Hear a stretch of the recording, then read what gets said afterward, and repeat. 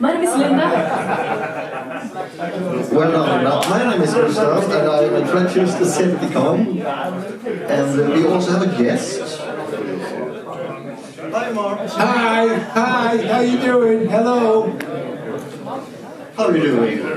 I'm living the dream. And as I was just explaining to the lady back there, if you're not living your dream, you're living somebody else's nightmare. So get on with your dream, because you're only here once, and make the most of it. Life is to be taken by the throat and dragged kicking and screaming in the direction you want it to go. And I'm always a party pooper, so I have to say that a nightmare is also a dream.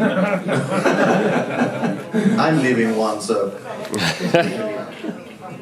So, there's this very important question. Oh, cracky. Yeah. The answer is yes, whatever it is. Autobot or Decepticon? Well, I actually prefer Lockdown's approach to it all.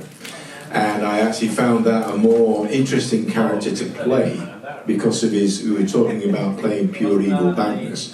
See, Lockdown doesn't really think he's evil. He thinks he's doing a job that's required in the galaxy, which is to round up all these fighting little, Decepticons and, Autobots and make sure they don't cause mayhem elsewhereabouts in the galaxy. So I actually sympathise with that approach of kind of being, emotionally detached from the war that was going on Galvatron. Not Galvatron, there you go, Cybertron. Thank God you're here. Honestly, I'd have been rambling on there for ages trying to work out what the name of the planet was. Cybertron, there you go. Yeah. What was your first contact with Transformers? Where did this all begin? It started, I suppose, for me in the 80s. I was shooting a TV series called Robin Hood Sherwood that some of you may know because it was very big here. I played a character called Nazir, the first Arab character ever written into the Robin Hood legend, and apparently now is a fixture within the story and in the legend. So it's kind of a strange form of immortality. It's finding something that you actually played written into an ancient British legend. So, but it is now, the Arab character is now a part of it. And so I was filming virtually for 3 years when the Transformers came out in the UK, and the only time I became aware of it, because then my eldest son, my second eldest son, was heavily into, he used to watch this. So I used to sit there, usually doing something else, but, they were on. So it kind of went like that. It went over my head. All I remember was Transformers, what's in disguise. That's all I kind of remembered of all of it, and didn't really take in any of the characters at all. So when I got the job, if that's going to be the next question, I really came at it from a completely fresh viewpoint. Yeah. So, do you have any favorite character that you gave voice to? Or, you've been acting too. You've been in television and series and stuff. Is there anything? Yeah, I started in the music business. So, I was in the original cast of Evita in the West End. So I played Magaldi. Then I played Shay for Harold Prince, the famous Harold Prince, and I think I'm the only guy that Harold Prince allowed to move from playing Magaldi to Che Guevara in the same show. So I was sent to New York by Harold Prince to study Mandy Patinkin, because he was playing Shay in New York, and I was sent by Harold to literally steal his version of Che Guevara and take it back to the original West End production. So I've been involved in the music industry, I've written books, I've written comic books, I've written, screenplays, I've done all kinds of weird things.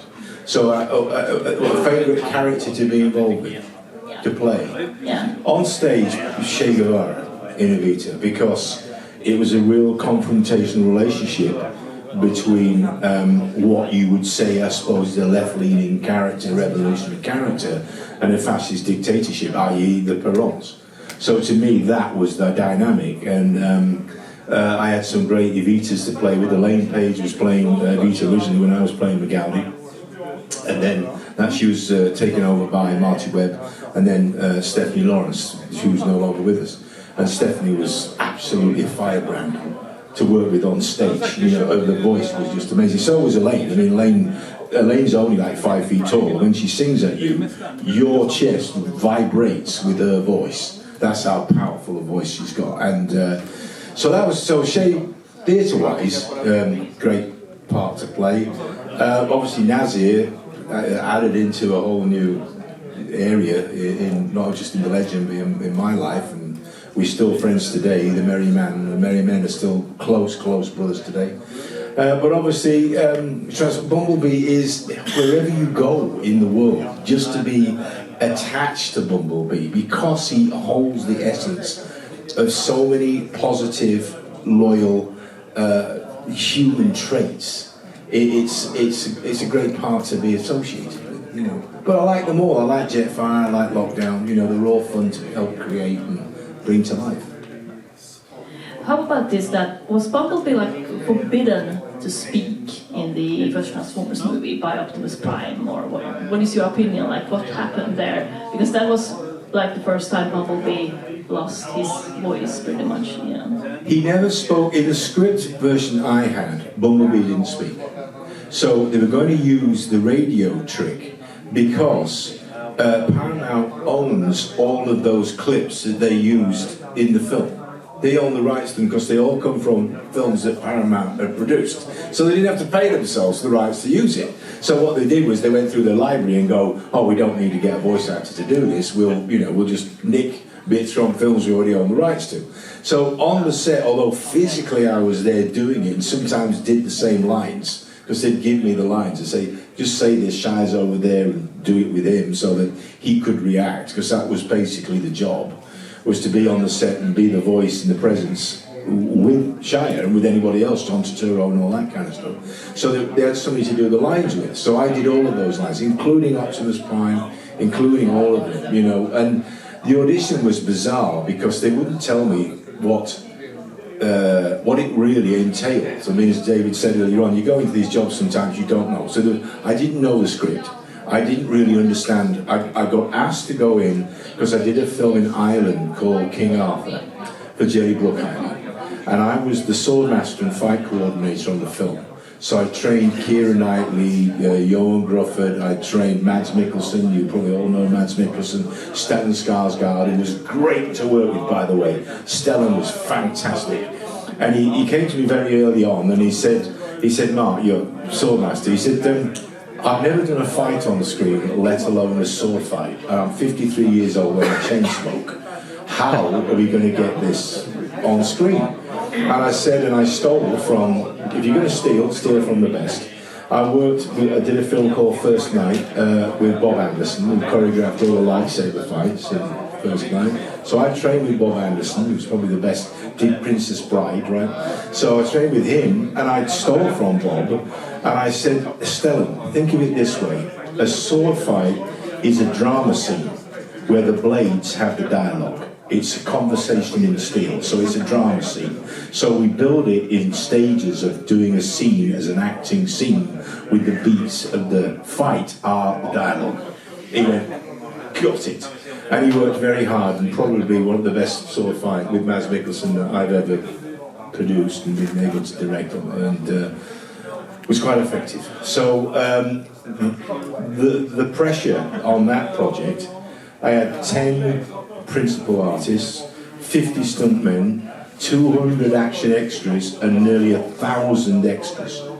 So you imagine trying to put that together actually on a big set is quite something to do. So I think what happened was Jerry recommended me to Michael as this guy knows his stuff.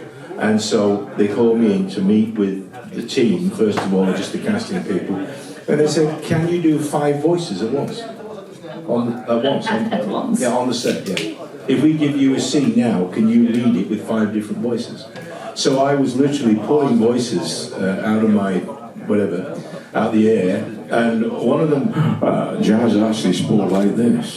Hello, my name's Jazz. Who are you, Miss Moneypenny? Where are you in this whole film? So that was Jazz, but I didn't know it was Jazz. I didn't know that was going to be, they were going to use Jazz. It just said 5 different voices. I did one voice for, you probably don't know this show, there was a Captain Pugwash. Anybody used to get Captain Pugwash in the UK? Seaman Staines, masturbate and rupture their cabin boy. So apparently he didn't say that. He wasn't. So apparently he never said that, but it's legend now that was what was in Captain Pugwash. So I was doing Captain, and I was a Dalek for a while as well. One of the Transformers was a Dalek. So I was doing that. I did about 5 minutes. Well, don't ask me what the others were. And the woman stopped and she was like, okay. She said, I've got only one request. She said, apparently you weren't well under pressure. And I said, well, yeah, I guess but there's no pressure if you're organised. If you're organised, you've got your stuff rehearsed and everybody's ready to go. It doesn't matter the weather's doing or whether somebody's fallen off a horse, whether the director's having a heart attack. It doesn't matter. I'm prepared. Therefore, if you say to me, I want it over there, I can do it over there, right? I said, why? Is it an Antoine Fuqua film? She said, no, it's much worse. It's Michael Bay. And I went, okay. I was like, whatever, none of it. And the very first day on the set, Michael went to the computer with his animatics, which was the scene where the robots are hiding underneath the house. And all those, don't forget, it's the first days, it was 2006, whatever. All you had was a line drawing. We didn't even have a finished rendering, there was no character, just a line drawing of what looked like a robot hiding under the house. And I saw it and I laughed. And Michael looked at me and he said, can you see that? I said, yeah, it's funny. You got giant alien robots hiding under a house under the South Los Angeles. Yes, somewhere in, whatever. Anaheim, whatever. He went, you can see that? I said, yeah. He said, great, let's go. So that was the first scene we filmed where we get electrocuted and all the steps on the thing and whatever. We shot that in, I think it was 2 nights or something. And that was the first time I saw the first Camaro car pull up outside the house, and everybody went, whoa. That's a beast. So that's how it started. That's beautiful. 10 years of my life then was spent running around like a lunatic. Going, what do you want, Michael? What? There's a car flying through the air? What? Where do you want? Oh, where's the robot? Oh, over there? Okay. And explaining that to the likes of Frances McDormand, who would not, she literally grabbed me and said, apparently you're the only person on this set that knows what's going on. Stay with me and tell which robot's what. And so I had to explain to her which pole with the light on was what robot. Yeah. Anyway, go on. Has that destroyed your entire question thing now? That's David, by the way. That's David. Hi, David. Hi. Mark. Yes, Linda. Do you think there will be more Transformers? Oh, I think now they will keep this going for as long as people want to see them. I think, in all honesty, I know G1 and all that kind of stuff. There's a lot of noise about what people like the first, the G1, or whether what Michael had done or Paramount had done was a good or a bad thing.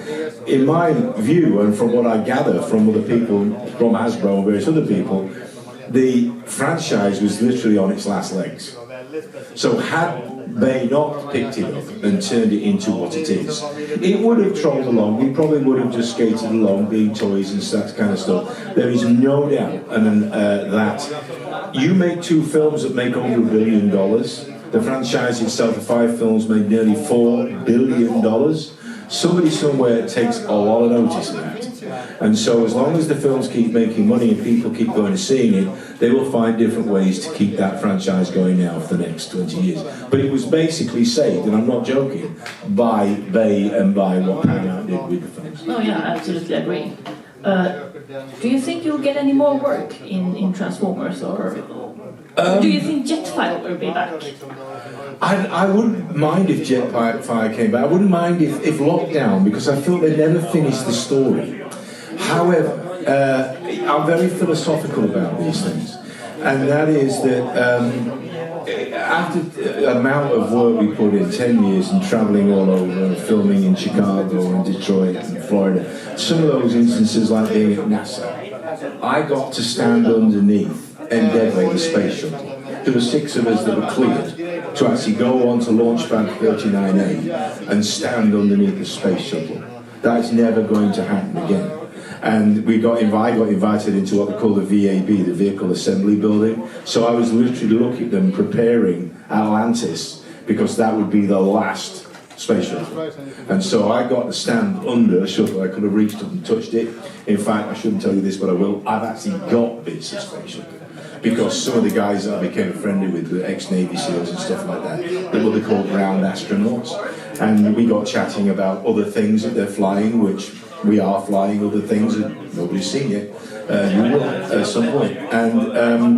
And they were telling me these stories about it. So every now and again I used to get these bits of space shuttle. So in that place I've got bits of fuel tank and bits of what they call a fuzzy plug. And each one is wrapped in a thing that says this thing did 600 orbits of the Earth and travelled 27 million miles. Is it the bolt that is supposed to go in half? Is what?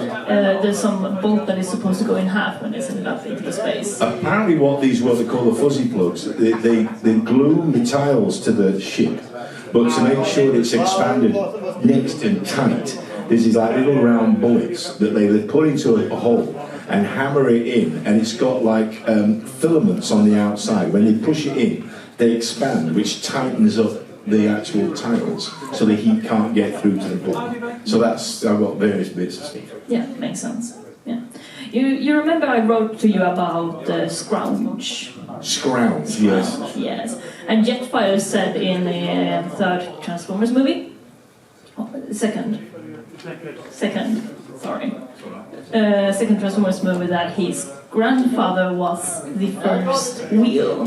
Now Scrounge, in the first generation, he transforms into a wheel. Is that kind of... My father was a wheel! Do you know what he transformed into? Nothing! But he did it with pride! Yeah, I don't know where Scrounge or wherever that came from. That was the line about his father, and that was it was thrown in at the end. I don't think we did that one on the set. I think in the actual booth afterwards, when I actually saw the SR-71, because again I didn't know it was going to be an SR-71. I didn't know until we got into the booth afterwards and they started rendering it, because that's what happens when you start filling in all the line drawings and actually rendering the robots. That Michael said, I said, what are we going to use this? Because we were chatting about it, and I said, what are you going to use for this? He said, well, they wanted to use an F-18. He said, but I want it to be an SR-71. I think it's going to be an SR-71. Yes! Because, I'm a big fan of the SR-71 and other things as well, but the SR-71 is an amazing piece of equipment. I've been in the presence of one twice in my life, two different ones. Yeah. So how do you approach when you get a character like that? Like, how do you approach it and decide how that character is going to sound like and be like? Because in a way you give that character a personality.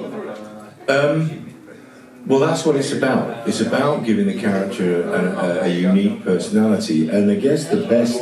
And sometimes you go away and think about it, and other times you really not struggling. But I had no idea until you get on the set and see how you interact with other people on the set. Like with Lockdown and Kelsey Grammer, you don't know how they're going to play it. So I don't know. I have to wait until see how, Stanley Tucci, whatever, see how he's going to actually bring that character, and then I can bring my bit of business to the robot on the set. And sometimes it works, and sometimes they tell me, say, I don't like that voice, can you come up with something else, can you do something else? And we try something else. But with Jetfire, it was almost natural, because it was a cranky old guy that turned into an aircraft, but I didn't know at the time what aircraft it was going to be. The one that was really a shot in the dark was Lockdown, where I was literally in my little cabin waiting to go and shoot in this quarry with Mark Wahlberg, and I didn't know what I was going to do. It was a scene where he kills Ratchet. So I knew that, and I'd just got the lines for it, so I knew what we were going to do. But it was also physical, because I had to run at the side of the camera car.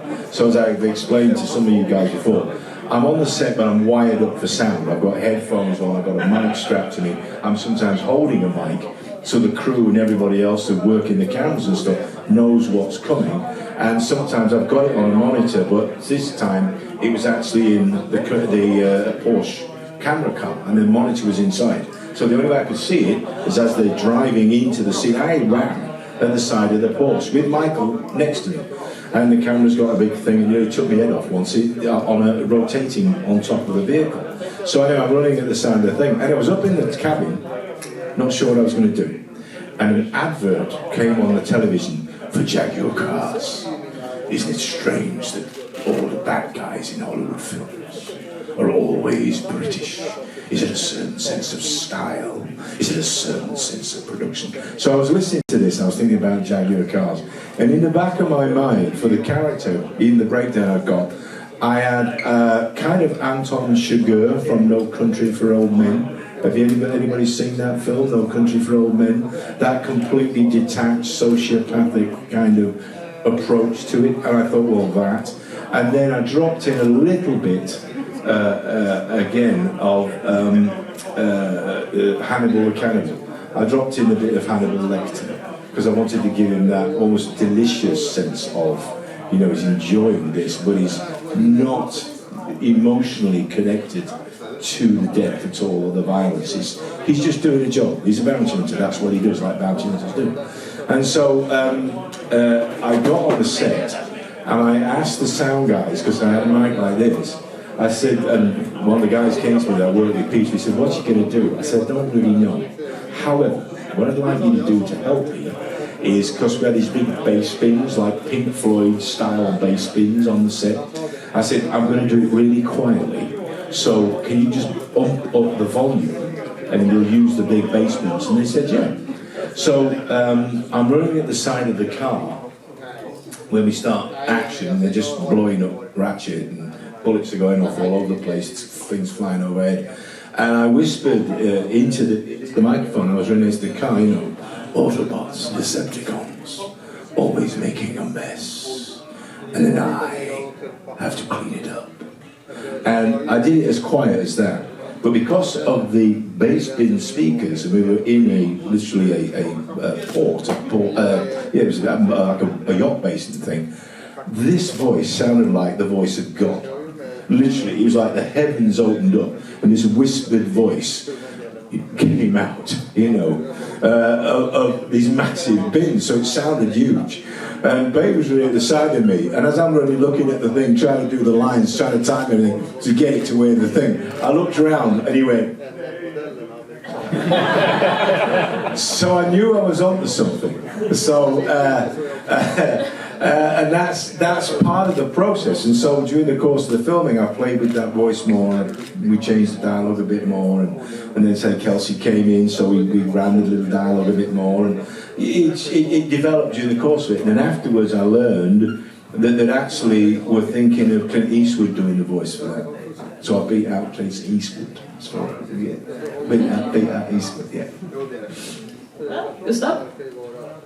Dave, Mark, sorry. I answered to both now. You'll know that. When they call me and say, David, can you come and do a voiceover of Beast Wars? Beast Wars, I'll say, yeah, here's what I charge.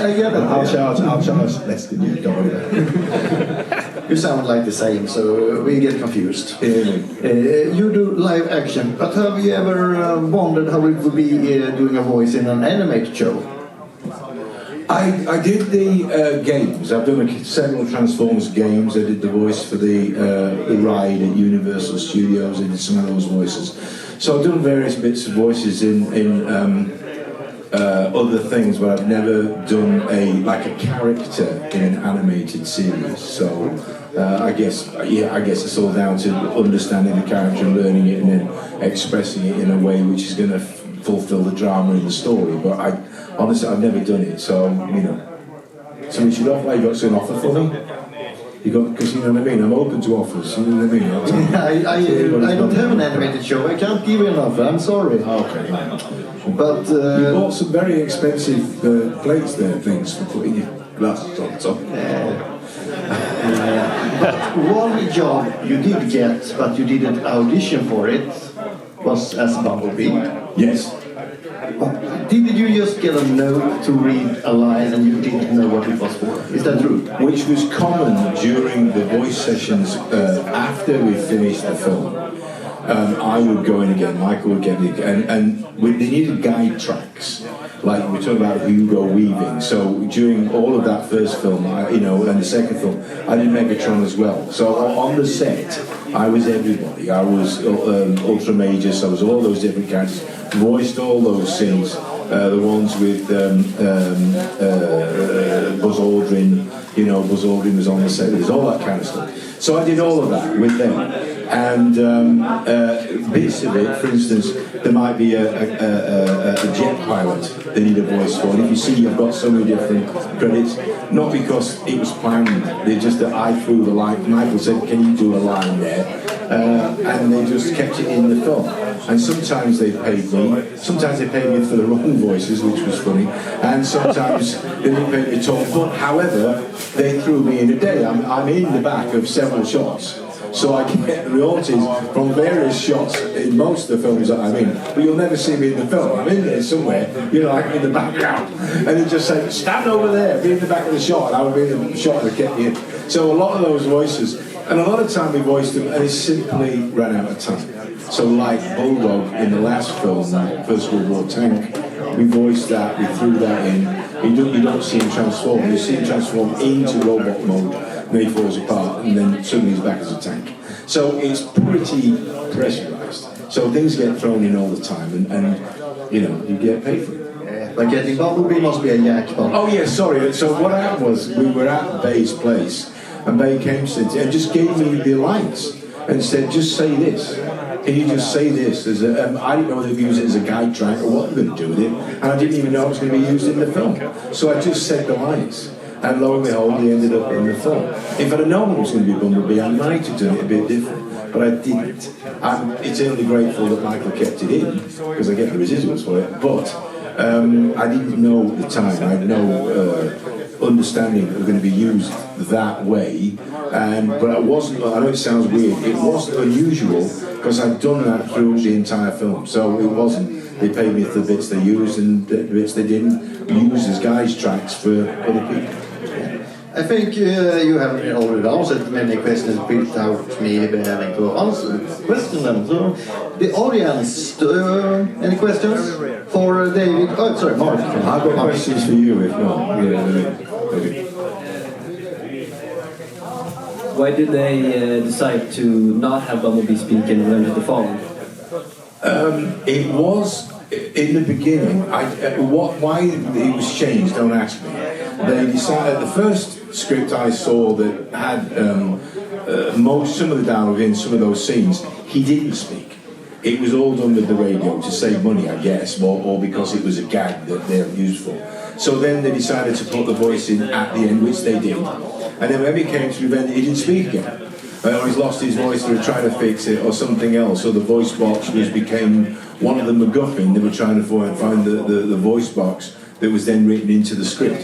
So I honestly don't know why that decision was made. They went back to using the radio, which I guess was more to do with copyright issues than to do with anything else. Besides, they'd have to pay me, you know.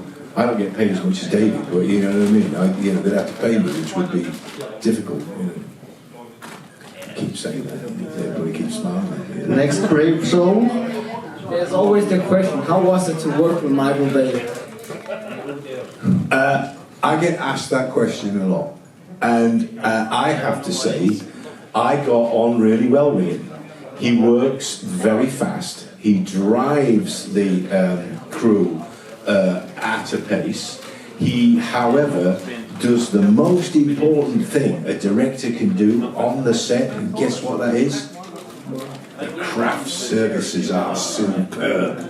Let me tell you, the food on the set is absolutely first class. Not only that, you can get it any time of the day. Unlike this hotel, right? you can get fed on a Michael Bay Transformers film any time of the day, anything you want, they will make it for you, right? I think we should set up a hotel called the Transformers Hotel and just have a running buffet all day. Not like here, where you can't even get a sandwich at 8 o'clock at night. But anyway, if anybody here from the staff of the hotel, he is, and I said I got criticised for it, he's a creative genius. And don't have to take my word for it. I talked about it earlier on. Hopkins said to me once on the set, he called me over, and I'd met him before in the 80s, and again he gave me some advice just to repeat that story, but it's true, which changed the way I approach work on screen. He actually said something to me that changed mine, because the first film I did was Who Desmond. And he said something to me, which film advice. He said the best advice he got was from Catherine Hepburn. If you know who Catherine Hepburn is, right? He said when he did a film called The Lion in Winter, he'd just come from the RSC and he was overacting, maybe a little bit. And Catherine Hepburn said, "Darling, you have such a strong face. Don't act. Just say the words. Let the audience decide." And he said that was the best piece of film he got. He said, "Don't do anything. Let the camera decide." So I did that on the first film that I did, and it worked, and I kept getting on it. But anyway, he called me over one day, and I kept calling him Sir Anthony, because he is Sir Anthony Hopkins, right? And he kept saying to me, no, call me Tony. Don't call me Sir Anthony, it's embarrassing, call me Tony. He said, how many of these have you done with Michael? I said, this is my brother, my fifth, right? He said, he's a genius, isn't he? I said, a lot of people think he is, a lot of people don't like the way that he works, right? I said, well, I get on with it, the pacing and the speed of it and everything. He said, I've never seen a director do what Michael Bay can do. He said, I've worked with a few directors. I said, yeah, I know. He said, I've never seen anybody pick up any camera, any lighting rig, any sound thing. He can pick up the sound, he can pick up, he knows about lights, he knows about CGI, he knows about special effects, because he's done it all. And he literally can run the set, he can do everybody's job on the set. So for me personally, again, I try to be as prepared as I could always be and roll with the punches. And there was more than one occasion where Michael comes to me on the set and go, this is what we're shooting, there, the robots are here, this one's there, Optimus is there, whatever. That's going to thing, I'm going to pull the wire, there'll be a special effect, boom, and then he would go. And so the first assistant would come to me and go, what did he say? Well, what are we shooting? More than once that happened, and I had to explain it. Here's what we've got. This one, robot there. Explain it to him. Been getting in the camp. So to me, it was an experience. Not only that, what Michael does is very generous with the actors. He lets them ad lib. So Wahlberg actually, in the last film, when in the submarine, he did a whole series of dialogue. I was laughing so hard. Right, I could hardly breathe, and I had to say lines back to him, but I couldn't speak because what he did was funny that was in the script. And Michael at one point looked at me and he went, "That's funny, right? That's funny, right? That's funny." So I think it's good. I said, "Yeah," and I couldn't speak because I was laughing so much. So we had to cut that, and then we could do it again, which that wasn't good. But anyway, we did. No, it's Michael's very generous to his actors, and he lets them. Once they've got it in the can the way the right writers wrote it, they can have the free thing with it. So I enjoy working with Michael. I know there's lots of stories. I'm sure many of them are have something on the truth, but I found him to be incredibly creative and generous and good with that part of the actors. Yeah, Michael Bay loves explosions, so working with him must be a blast. Oh yeah, lots of explosions. I think we have time for one more question. Who will be?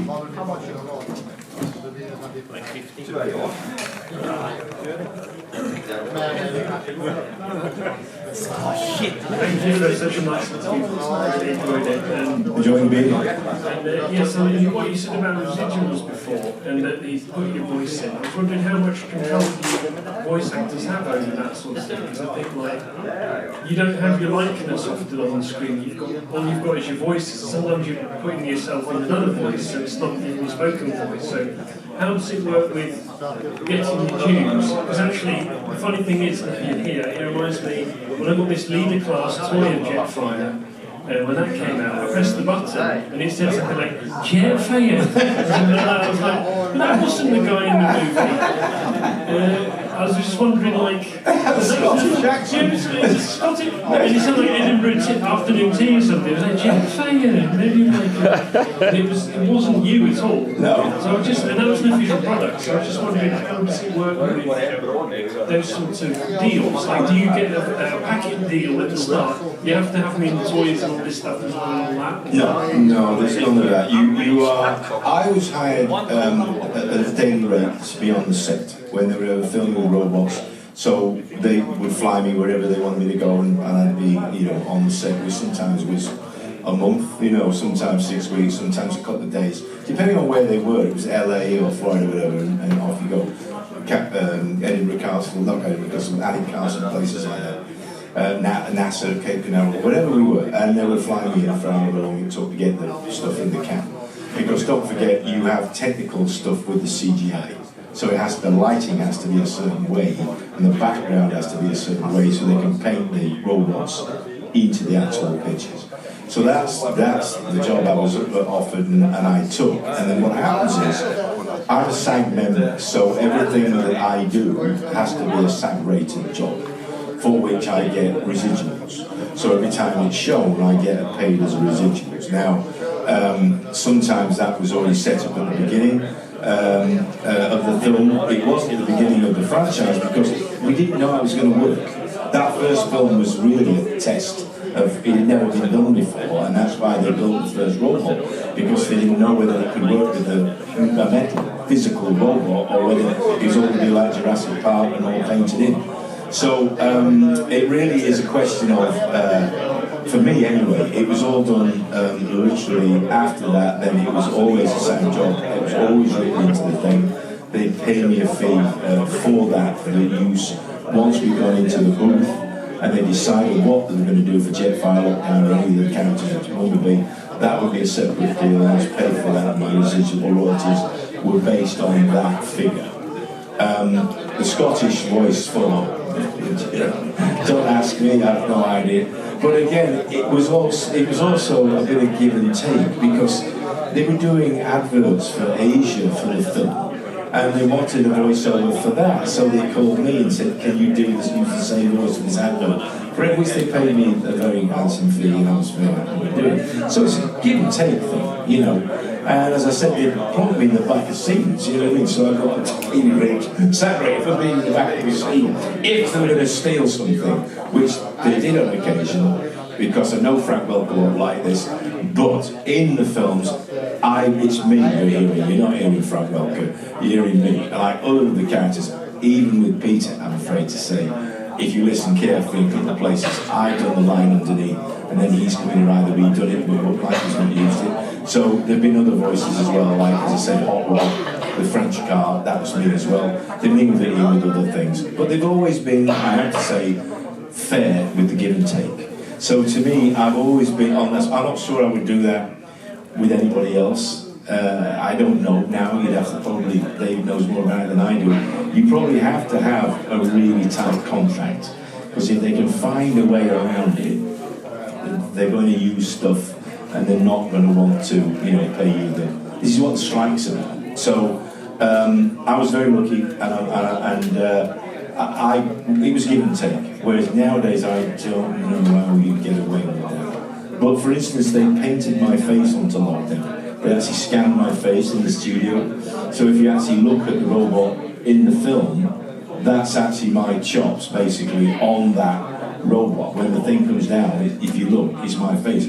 Which was pretty weird to see it for the first time, I have to say.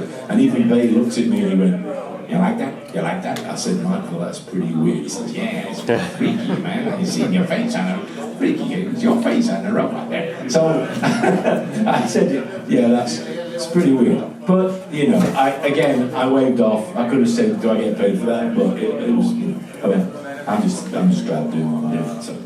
Thank you. You're welcome. Thank you, David. Mark? That's okay. Call me what you like. I think that's all the time we had, I'm afraid, but to call this... we can go on, we've got, you know, a couple of hours. I think the story or two. The ones holding the convention have something to say about that, I'm afraid. But if you would close up this convention, what quote would you use? Oh, I would probably say either transform and roll out, or, you know, you convention goers, you're always making a mess, always demanding the bar should be kept open, and you don't bring me beer. You have to fix that, or there will be a clash of Decepticons and anybody else that's at the bar. Anyway, so thank you for inviting me. I'm glad you've enjoyed your weekend.